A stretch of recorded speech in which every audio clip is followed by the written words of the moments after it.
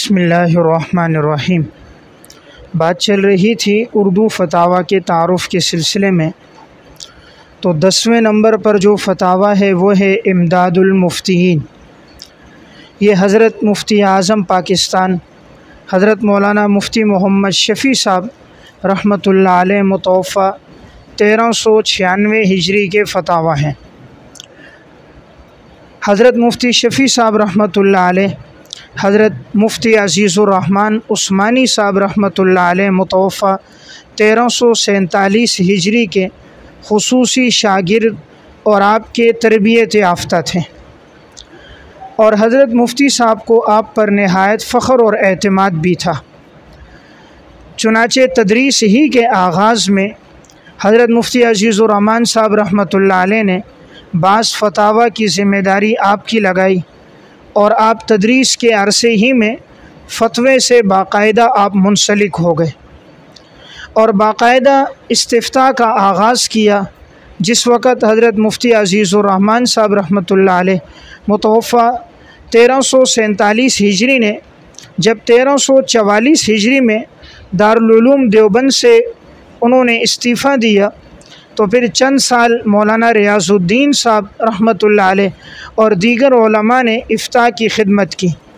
इसके बाद बाकायदा 1349 हिजरी में हज़रत मौलाना मुफ्ती शफ़ी साहब रहमतुल्लाह अलैह को दारुल इफ्ता में सदर मुफ्ती के जलील क़दर मनसब पर फाइज़ भी किया गया और फिर 1362 हिजरी तक बाकायदा आप इस ओहदे पर फाइज़ रहे और तकरीबन आपने 40,000 फतावा तहरीर किए हैं। 1362 हिजरी में जब दारुल उलूम देवबंद से आपने इस्तीफ़ा दिया तो अवाम व ख़वास का रुजू आपकी तरफ ज़्यादा था। तो हकीमुल उम्मत मौलाना अशरफ अली थानवी रहमहुल्लाह मुतवफ़ा 1362 हिजरी की हिदायत पर आपने इफ्ता के सिलसिले को जारी रखा।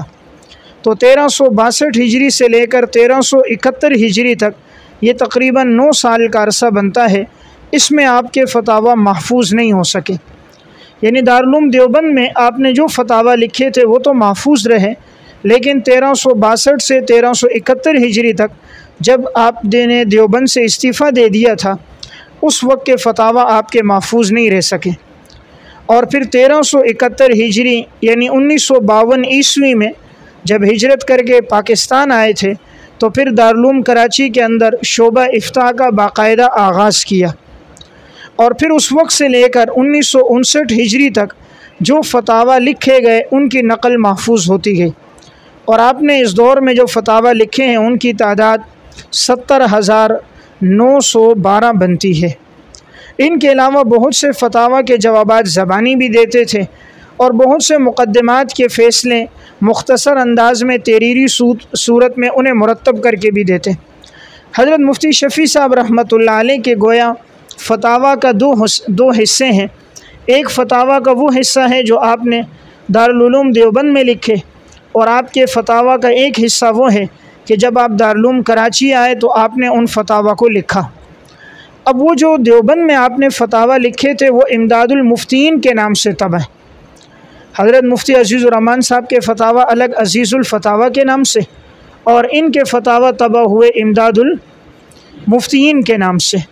इसी तरह आपने जो हिजरत के बाद यहाँ आए और फतावा लिखते गए तो वो फतावा भी अलग तौर पे भी शाया हुए और बाज़ फतावा को इमदादुल मुफ्तीन का हिस्सा भी बनाया गया। इस वक्त अल्हम्दुलिल्लाह अभी हज़रत की ज़िंदगी के जितने भी फतावा थे उन सब को यकजा सूरत में इदारतुल मारिफ से तबा किया जा रहा है। चाहे वो आपने देवबंद में लिखे या वो फतावा आपने दारुल उलूम में लिखे या कहीं सफ़र में लिखे या थाना भवन में लिखे, आपकी ज़िंदगी के जो भी फतावा हैं इस वक्त वो इमदादुल मुफ्तीन जामे के नाम से तबा हो रहे हैं। इमदादुल मुफ्तीन जामे ये इदारतुल मारिफ कराची से तबा हो रहे हैं। इसकी 5 जिल्दें तबा हो चुकी हैं। ये ज़ेरे सरपरस्ती है हज़रत मौलाना मुफ्ती रफ़ी उस्मानी साहब दामद बरकातुम और हज़रत शेखुल इस्लाम मुफ्ती मोहम्मद तक़ी उस्मानी साहब दामद बरकातुम। इन हज़रात की ज़ेरे सरपरस्ती हज़रत की ज़िंदगी के जितने फतावा हैं उन सब को जमा किया गया और फिर उन फतावा को बाकायदा अबवाब की तरतीब पे लिखा जा रहा है और हर फतवे की तखरीज भी की जा रही है, यानी मुतअद्दिद हवाला जात हदीस से, फ़िक़ी किताबों से। इसलिए अगर कोई इमदादुल मुफ्तीन का नुस्ख़ा लेना चाहे तो वो नुस्ख़ा ले जिसका नाम है इमदादुल मुफ्तीन जामे। इमदादुल मुफ्तीन जामे के उन्वान से इशारा इसी तरफ है कि इसमें हज़रत की ज़िंदगी के तमाम फतावा को जमा कर दिया गया है, इसलिए बेहतर है वो नुस्ख़ा सबसे बेहतर है। एक तो इमदादुल मुफ्तीन का वो नुस्ख़ा है जो दारुल इशाद से तबा है, इसमें सिर्फ वो फतावा हैं जो आपके देवबंद में लिखे गए, चंद एक फतावा यहाँ के हैं। लेकिन ये जो नुस्ख़ा भी तबाह हो रहा है, इसमें हज़रत के वो फतावा जो अब तक तबाह नहीं हुए थे, देवबंद में रजिस्टरों में थे, उन रजिस्टरों को भी बाकायदा देवबंद से मंगवाया गया। इसी तरह वो फतावा जो आपने थाना भवन में लिखे महफूज थे, उन्हें भी लाया गया। जो रसाइल में तबाह हुए थे उन्हें भी जमा किया गया। जो आपने तहरीर किए लेकिन तबाह नहीं हुए, आपकी तहरीरात में महफूज थे, उन्हें भी अलग किया गया। तो उम्मीद ये है कि बज़ाहिर शायद ये फतावा अब 10 जिल्दों से तजावुज़ कर जाए, तो इसलिए अगर कोई साथी ख़रीदना चाहे तो वो नुस्ख़ा ले जिसका नाम है इमदादुल मुफ्तीन जामे। हज़रत की ज़िंदगी में आपने जदीद मसाइल के हल के लिए बाकायदा इज्तिमाई आरा से उन मसाइल को हल करने के लिए एक मजलिस भी मुनाक़िद की थी, जिसका नाम था मजलिस तहक़ीक़ मसाइल हाज़िरा। इस मजलिस के अंदर मुहद्दिसुल असर अल्लामा मोहम्मद यूसुफ़ बन्नूरी रहमतुल्लाह अलैह, फ़क़ीहुल असर मुफ्ती रशीद अहमद साहब रहमतुल्लाह अलैह और इसी तरह शहर कराची के दीगर भी मुतबहिर और मुस्तनद उलमा इसमें शरीक होते थे। और हर महीने में इसका एक इजलास मुनाक़िद होता और पेश आमदा नए मसाइल जितने थे उसमें इज्तिमाई तौर पर गुफ्तगू करके उस मसले का हल निकाला जाता। काश अगर ये मजलिस अब भी बाक़ी रहती और इसी तरह इसका बका अब भी होता और नए पेश आमदा मसाइल में इज्तिमाई तौर पर राय इसी तरह दी जाती तो उम्मत इंतशार और इफ्तराक़ से बच जाती। लेकिन अब ये मजलिस कायम न रही और न ही इनका इजलास इस तरह हर माह अब बाक़ी है। अगर ये सिलसिला बाक़ी होता तो इस वक्त देवबंद के मकतब फ़िक्र के जितने मदारिस हैं तो उनकी मुत्तफ़िक़ा आरा हर मसले में सामने आती, तो उम्मत में इफ्तराक़ और इंतशार न होता और आवाम के लिए अमल करने में कोई परेशानी न होती। लेकिन बहरहाल अब ये मजलिस जो थी ये ख़त्म हो गई। हज़रत की ज़िंदगी में जो सबसे ज़्यादा नुमाया पहलू था वो आपका इफ्ता था, इसलिए आपके नाम का हिस्सा बन गया मुफ्ती आज़म पाकिस्तान। यानी गोया इफ्ता के अंदर अल्लाह ताला ने पाकिस्तान के उलमा में आपको एक महारत अता की। यहाँ तक कि ज़िंदगी का आखिरी काम भी आपका इफ्ता था। जब आप दुनिया से जा रहे थे तब भी आपने ज़बानी तौर पर एक फ़तवा तहरीर करवाया, यानी गोया अपनी वफ़ात से चंद घंटे पहले भी आपका जो आखिरी काम था वो इफ्ता था। हज़रत मुफ्ती शफ़ी साहब रहमतुल्लाह अलैह के फ़तवे के अंदाज़ में बाज़ चीज़ें बड़ी मुफीद हैं जिन्हें जमा किया गया है। मुफ्ती आज़म पाकिस्तान नंबर शाया हुआ है जिसमें बाकायदा एक उन्वान था कि हज़रत के इफ्ता के सिलसिले में अंदाज़ और ज़ौक़ क्या रहा है। इसे सफ़ा नंबर 14 से सफ़ा नंबर 431 तक, सफ़ा 414 से 431 तक माहनामा अल-बलाग़ मुफ्ती आज़म नंबर में हज़रत के यानी इफ्ता के सिलसिले में ज़ौक़ को और तर्ज़ को तहरीर किया गया। उनमें चंद बातें मैं अर्ज़ कर देता हूँ जो हर एक मुफ्ती के लिए लाजिम है और इन बातों में उसके लिए फ़ायदा भी है, मुस्तफ़ती के लिए भी इन बातों में फ़ायदा है। नंबर 1, हज़रत के फ़तवे के अंदाज़ में एक बात ये भी शामिल थी, बसा औक़ात अगर फ़तवा किसी और के बारे में पूछा जाता जिस फ़तवे का मकसद दूसरे को ज़ेर करना, दूसरे को तकलीफ़ पहुँचाना, बेइज़्ज़त करना और रुस्वा करना होता, ऐसा कोई फ़तवा पूछा जाता तो आप जवाब में ये कहते जिससे मुंसलिक है उससे चाहिए कि वो ख़ुद पूछ ले। जैसे एक दफ़ा आपसे सवाल हुआ कि फ़लाँ इमाम साहब फ़लाँ आदाब का ख़याल नहीं रखते, उनमें ये ख़ामियाँ मौजूद हैं, क्या उन्हें ऐसा करना चाहिए या नहीं? तो हज़रत ने जवाब में लिखा, ये सवाल ख़ुद इमाम साहब को पूछने का हक़ है, उन्हें चाहिए कि वो तहरीरी या ज़बानी पूछ लें। यानी जिसकी ज़ात से मुंसलिक है वो सवाल पूछें, आप उनकी इस्लाह के बारे में आपको क्या फ़िक्र है। उमूमन ऐसा होता है, इस तरह आइम्मा के बारे में सवालात में मुबालगा किया जाता है और फिर वो जवाब लेकर इलाक़े में तकसीम कर दिया जाता है ताकि मस्जिद के इमाम को या इसी भी तरह किसी दीनी रहबर और रहनुमा को रुस्वा किया जाए। इसलिए बेहतर है अगर ज़िंदा शख्सियत के नाम की तसरीह फतवे में मौजूद हो, फिर जवाब पूछा जा रहा हो, तो बेहतर है उस जवाब देने में आदमी जल्दबाजी और उजलत न करें जब तक कि उनके नज़रियात शरीयत के ख़िलाफ़ ना हो। अगर बज़ाहिर कोई ऐसी बातें सामने आ रही हैं जो शरीयत के ख़िलाफ़ नहीं है और बज़ाहिर इस्तिफ़्ता से मालूम हो रहा है कि उनका मकसद उन्हें रुस्वा करना है, तो ऐसी सूरत में तहरीरी तौर पर जवाब नहीं देना चाहिए। इसी तरह अगर कोई गैर अमली तौर पे सवाल करता तो आप उनकी हौसला शिकनी करते और उनके जवाबात न देते। मसलन एक दफ़ा सवाल हुआ यजीद की मग़फ़िरत होगी या नहीं। हज़रत ने फरमाया कि पहले अपनी मग़फ़िरत के बारे में हमें सोचना चाहिए कि हमारी मग़फ़िरत होगी या नहीं, हमें अपने बारे में सोचना चाहिए, यजीद को छोड़ें।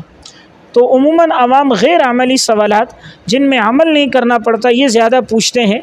जैसे उमूमन ये सवाल होगा इब्राहीम अलैहिस्सलाम ने दुम्बा ज़िबा किया तो दुम्बे का गोश्त कहाँ गया, उसकी खाल कहाँ है। हज़रत मूसा अलैहिस्सलाम के आसवा की लाठी किस दरख्त की बनी थी, और हज़रत नूह अलैहिस्सलाम ने जो कश्ती बनाई उसमें जो लकड़ी इस्तेमाल हुई वो कौन सी लकड़ी थी। मूसा अलैहिस्सलाम के आसवा की चौड़ाई, लंबाई, तूल और आरस कितना था। ये वो चीज़ें हैं जिनका फ़ायदा कोई नहीं और लायानी बातें हैं। इसी तरह अगर सवाल लिखते वक़्त जवाब के अंदर अगर बज़ाहिर आपको ये लगता कि इसमें कोई मुबाह चीज़ है, मगर अगर इस सिलसिले में खुली छूट दे दी जाए तो मासियत तक जाने का अंदेशा होगा, तो इस वक्त फ़तवे के बजाय मशवरा देते थे कि अगरची वो चीज़ मुबाह है, अगर उसका यूँ जवाब दे दिया गया तो बसा औक़ात लोग गुनाह तक पहुँच जाएंगे।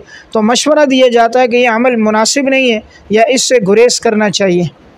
इसी तरह हज़रत के फ़तवे के अंदर एक अहम बात यह थी कि फ़तवा नहायत सहल करके लिखते थे, फ़नी इस्तिलाहात और पेचीदगियों से अपने आप को बचाते थे। उमूमन हमारे यहाँ दारुल इफ्ता में जब सवाल होता है मीरास के बारे में तो इब्तिदा में ये जवाब लिखा जाता था कि मरहूम का जुमला तरका बाद तक़दीम हुकूक़ मुतक़द्दिमा अलल इर्स हस्ब ज़ैल तरीके पर तक़सीम होगा। अब ये जो जुमला है कि बाद तक़दीम हुकूक़ मुतक़द्दिमा अलल इर्स, अब आवाम तो इस जुमले को नहीं समझते, ख़ास तौर पे आज के दौर में शरई इस्तिलाहात से नावाक़फ़ियत ज़्यादा है। इसलिए हज़रत का उसलूब बड़ा आम फ़हम और सहल था और मीरास के मसाइल में इसी इबारत को अपनाना चाहिए।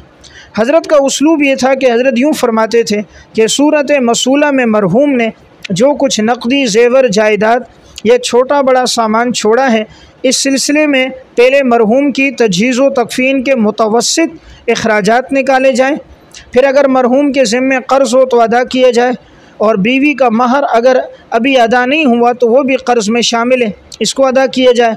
फिर अगर मरहूम ने कोई वसीयत की है गैर वारिस के हक़ में तो 1/3 हिस्से में यानी 1/3 में उसके मुताबिक अमल होगा। इसके बाद जो तरका होगा वह हस्ब ज़ैल तफसील के मुताबिक तकसीम होगा। अब ये जो 3 या 3.5 सतर की जो इबारत थी, इससे पूरी बात का समझना आसान हो जाता था। इसलिए बेहतर है फ़तवे में आदमी इसी उसलूब को अपनाए। इसी तरह अगर कोई जवाब मुफस्सल और मुदल्लल लिखना होता तो हज़रत सबसे पहले मुख्तसर उसका जवाब आम फ़हम अंदाज में दे देते, बाद में उसकी दलाइल और तफसीलात बयान करते।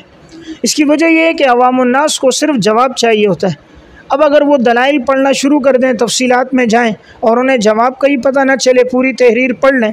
इसलिए बेहतर है आदमी जवाब मुख्तसर अंदाज में इब्तिदा में लिख ले और जवाब लिखने के बाद दलाइल चूँकि अहले इल्म को मतलूब होते हैं इसलिए दलाइल का तज़किरा आखिर में हो।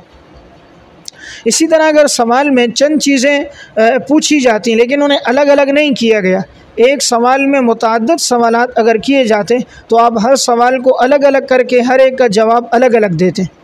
और यही बेहतर तरीक़ा है कि अगर एक सवाल में मसलन साइल ने 4 सवाल कर दिए तो बेहतर है उसको 4 उसके अज्जा बनाए जाएँ और हर जुज़ का जवाब अलग अलग दिया जाए।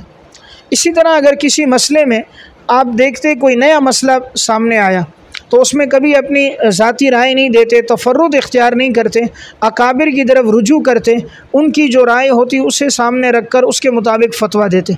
और अगर अकाबिर की राय सामने ना आती, उस बारे में कोई जुज़िया भी ना मिलता तो हत्तल इम्कान उसमें मज़ीद तलाश और ततब्बो करते और फ़तवा देने में उजलत से काम नहीं लेते थे। मकसद ये था ताकि उम्मत मुख्तलिफ आरा की वजह से मुंतशिर ना हो जाए।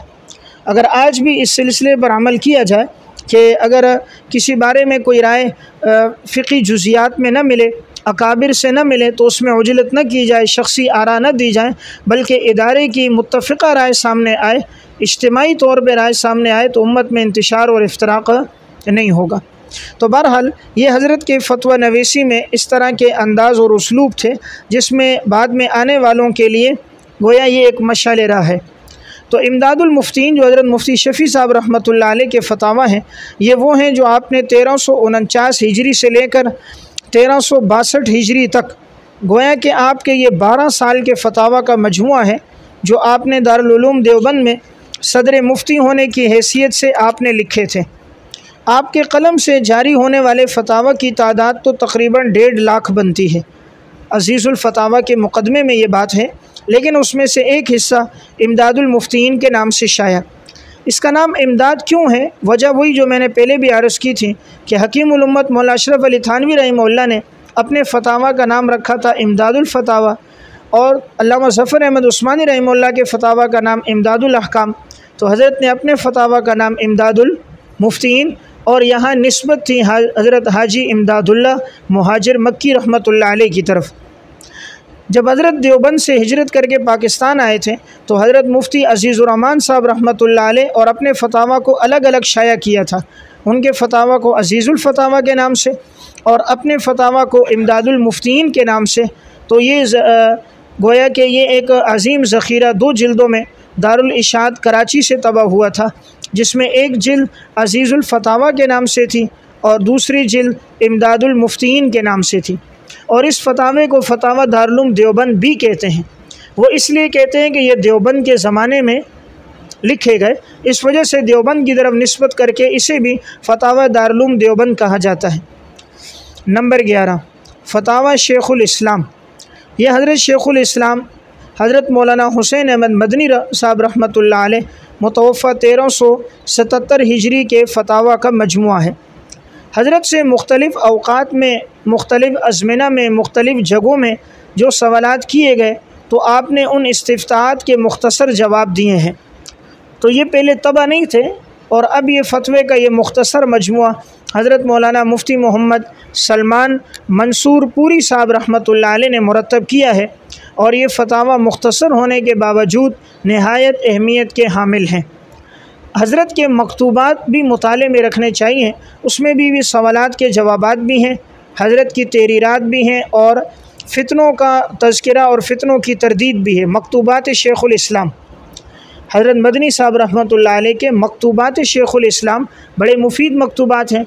हज़रत से जो इस्तिफ़्ताहात किए गए, फ़ितनों के बारे में सवालात किए गए, या किसी इल्मी नुक्ते के बारे में आपसे पूछा गया तो आपने मुदल्लल उसके जवाबात दिए हैं, तो मकतूबात शेखुल इस्लाम के नाम से।